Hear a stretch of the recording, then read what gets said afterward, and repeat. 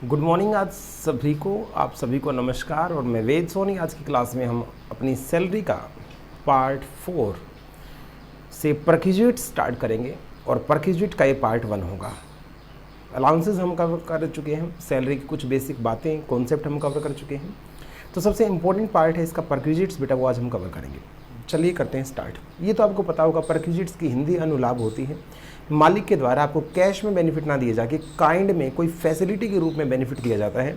Income tax department क्या बोलता है, चाहे कैश में मिले चाहे काइंड में मिले, मिला तो मालिक की तरफ से है, तो मालिक की तरफ से आपको कोई भी फैसिलिटी, कोई भी बेनिफिट, कोई भी अलाउंस, कुछ भी मिले, हमें चाहिए जी टैक्स। चलिएगा, अगर मालिक ने आपके किराए को, रेंट को कंपनसेट करने के लिए अलाउंस दिया तो हम आपको HRA के अंदर पकड़ेंगे, हाउस रेंट अलाउंस में। और मालिक ने अगर आपको किराया नहीं दिया, आपको रहने के लिए घर दिया मुफ्त में, तो हम आपको रेंट फ्री अकोमोडेशन के अंदर पकड़ेंगे, रेंट फ्री अकोमोडेशन। अब मालिक घर जो देता है वो बिल्कुल फ्री भी दे सकता है या कंसेशनल रेंट पे देता है। क्या बोला बेटा, बोला मैंने कंसेशनल रेंट, पूरा किराया ना लेके कुछ सस्ते दरों पे किराया आपसे लिया गया। चलिएगा देखते हैं इस कॉन्सेप्ट को। सैलरी के अंदर जिसको चार्ट और कॉन्सेप्ट याद होगा उसी का क्वेश्चन निकलेगा, नहीं तो कोई कितना भी ज्ञानी बने घूमता रहे, कितनी भी प्रैक्टिस कर रखी, क्वेश्चन नहीं निकलेगा। सैलरी के अंदर कॉन्सेप्ट चार्ट बहुत इंपॉर्टेंट है, सॉरी फॉर्मूलेज याद करने बहुत इंपॉर्टेंट है। अब जो बातें मैं बताऊंगा इनको लिख लिख के देखना है। अगर यही याद नहीं होगा कि रूल क्या बोलते हैं, तो रूल याद नहीं होगा तो क्वेश्चन कैसे निकलेगा। रेंट फ्री अकोमोडेशन बिल्कुल फ्री दिया या कंसेशनल रेंट पे दिया। एक बात, एम्प्लॉय दो टाइप का हो सकता है, ऐसे क्या तो गवर्नमेंट एम्प्लॉय होगा जिसको घर मिला है, या नॉन गवर्नमेंट होगा। गवर्नमेंट एम्प्लॉय होगा तो खेल खत्म, वहीं ओवर हो गया क्वेश्चन। वैल्यूएशन एज पर गवर्नमेंट रूल, गवर्नमेंट एम्प्लॉय की वैल्यूएशन गवर्नमेंट के अकॉर्डिंग होती है बेटा। जी सर। अदर अगर एम्प्लॉय होगा तो उसमें फिर आपको केस बनाने पड़ेंगे। मालिक ने इसको रहने की व्यवस्था कहाँ करवाई है? नंबर 1 होटल में करवाई है। उसको रहने की जगह जो दी गई है वो कहाँ पे दी गई है? होटल में जगह दी है या अदर हाउस में जगह दी है? अगर होटल के अंदर जगह दी है देखिएगा क्या मामला है। होटल महंगे होते हैं बेटा, ये नॉर्मली घर महंगे होते हैं। होटल में रहना बेटा हमेशा क्या होता है, थोड़ा सा ज़्यादा महंगा होता है।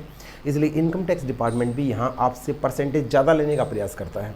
वो क्या करता है इनकम टैक्स डिपार्टमेंट, यहाँ क्या हो क्या रहा है, यहाँ पे आप जहाँ भी रहे हैं उस घर की वैल्यूज़ निकाली जा रही है। उस घर के खरीदने बेचने की वैल्यू नहीं, आपके रहने की वैल्यू निकाल के उसको आपकी सैलरी में जोड़ के टैक्स, मतलब उस बेनिफिट की वैल्यू निकाल रहे हैं। अगर मालिक ने आपको आपसे 1 रुपया ना लेके आपको होटल में ठहराया है तो इनकम टैक्स डिपार्टमेंट बोलता है उसमें जो मालिक के एक्चुअल में चार्ज लगे वो, और आपकी सैलरी का 24%, इन दोनों में से जो भी लोअर वैल्यू आएगी वो वैल्यू हम आपका बेनिफिट मानते हुए सैलरी में ऐड करके टैक्स ले लेंगे। Okay sir.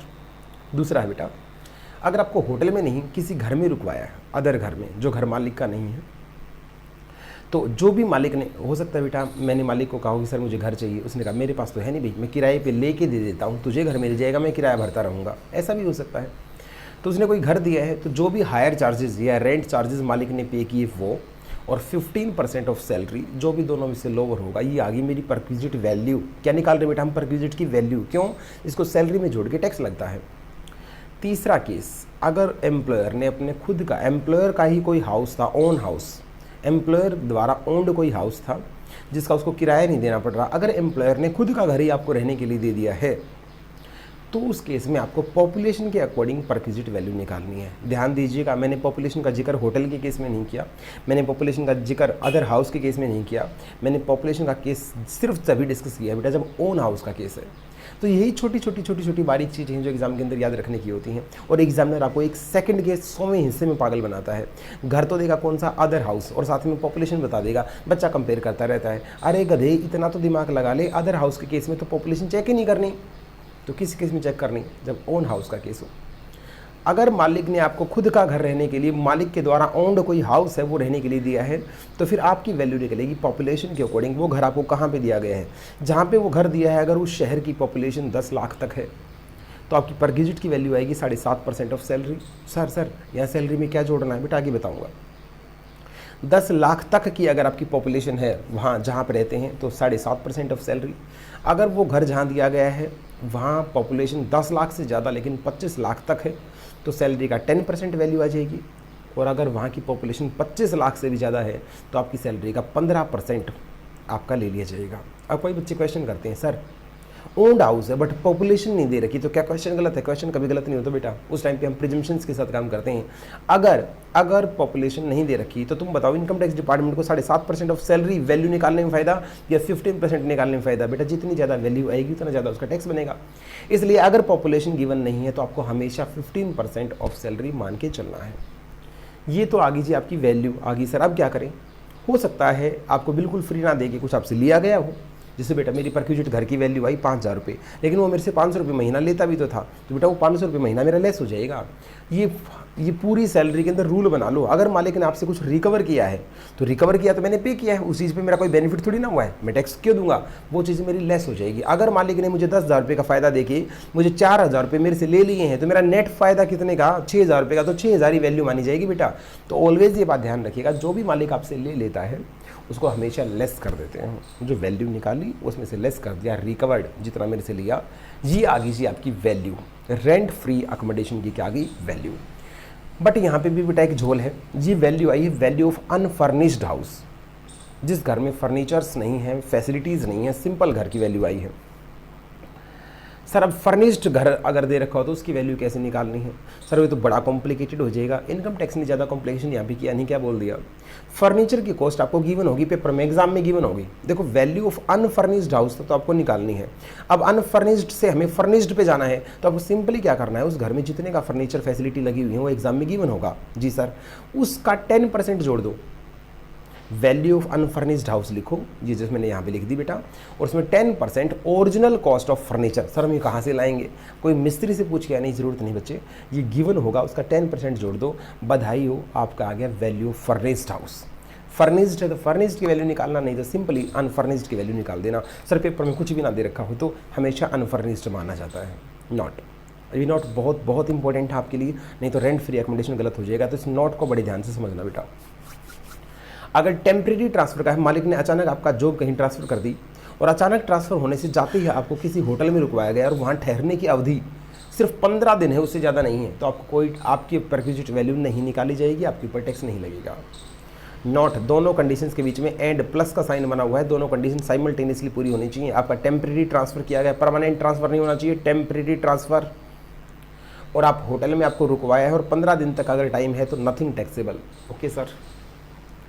House provide in remote location working site, बेटा मालिक आपको दूर जंगलों में काम करने के लिए ले गया, वहाँ पे खुदाई चल रही है, जब वहाँ पे खुदाई चल रही है तो वहीं पे छोटे छोटे पल्ली बिछा के, तिरपाल लगा के, कैंप लगा के कैंप साइट बनाई गई हैं, तो रहने की फैसिलिटी हमारी वहीं पे की गई है।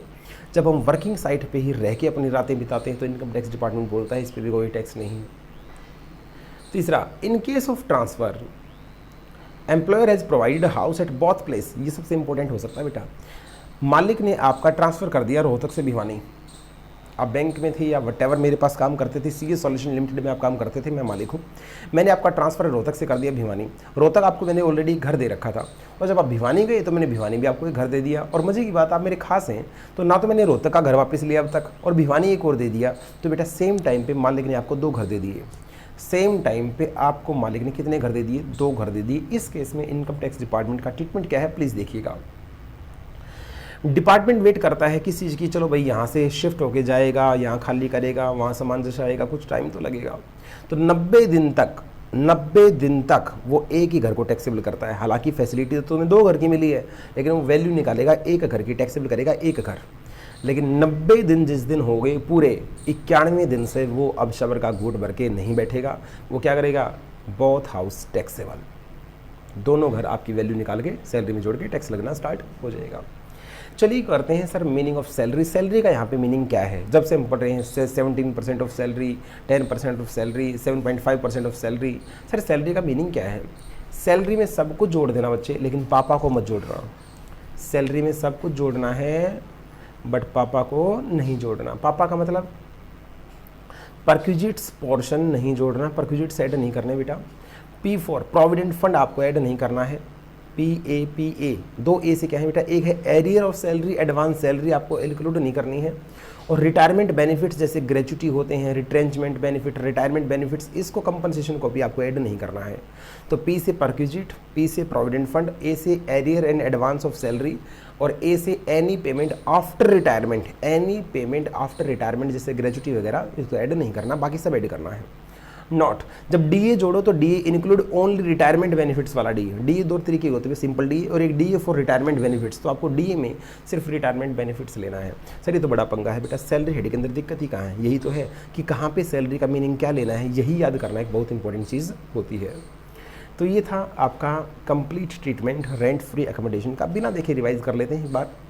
मालिक ने आपको घर दिया, अलाउंस या फैसिलिटी या तो एम्प्लॉय गवर्नमेंट या प्राइवेट। गवर्नमेंट की वैल्यूएशन गवर्नमेंट के अकॉर्डिंग, प्राइवेट के अकॉर्डिंग। 3 केस बताओ, होटल में है तो 24% या actual charges which ever is lower, other घर में 15% और actual charges which ever is lower.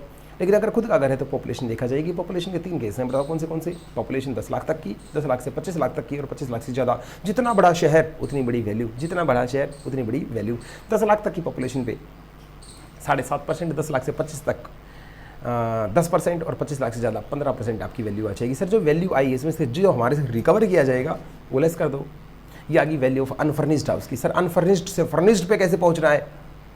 Original cost का 10% ऐड कर देना, फर्नीचर का गिवन होगा एग्जाम में, वैल्यू फर्निश्ड आ गई। सर मालिक ने दो घर दे रखे हो तो 90 दिन तक वेट करना, एक घर टैक्सेबल, 90 दिन से ज़्यादा both house taxable. Sir temporary transfer का केस और होटल में सिर्फ 15 दिन रुके हैं तो बेटा कुछ भी टैक्सेबल नहीं है। सर रिमोट साइट पे, वर्किंग साइट पे, जंगलों में घर दे रखा है, कोई टैक्सेबल नहीं है। सर सैलरी में क्या जोड़ें? पापा को छोड़ेगी सबको जोड़ दो। रेंट फ्री एकोमोडेशन को रट लो, पेपर में आता ही आता है। चलिए मिलते हैं नेक्स्ट वीडियो के अंदर। ये था बेटा रेंट फ्री एकोमोडेशन। मैं ऐसी छोटी छोटी वीडियो जानबूझ के बना रहा हूँ बेटा। वैसे तो 3-3 घंटे की 2-3 वीडियो डलती, लेकिन वो क्लासेस लंबी हो जाती हैं और एग्जाम टाइम पे उनको देखना और उनसे टॉपिक ढूंढना बड़ा महाभारत हो जाता है। हो सकता है किसी बच्चे को सिर्फ आरएफए में दिक्कत हो और एग्जाम पे टाइम एक सेकंड क्षण सीमती होता है, तो उस टाइम पे सिर्फ अगर रेंट फ्री एकोमोडेशन देखना तो उसी की वीडियो देख के आप अपना डाउट्स क्या कर सकते हैं, क्लियर कर सकते हैं। इसमें मेरे को बेटा बार बार रिस्टार्ट बंद करना पड़ता है, उसमें मेरे को तो दिक्कत होती है, लेकिन आपको क्या पड़ेगा? ईजी। चलिए मिलते हैं नेक्स्ट वीडियो के अंदर।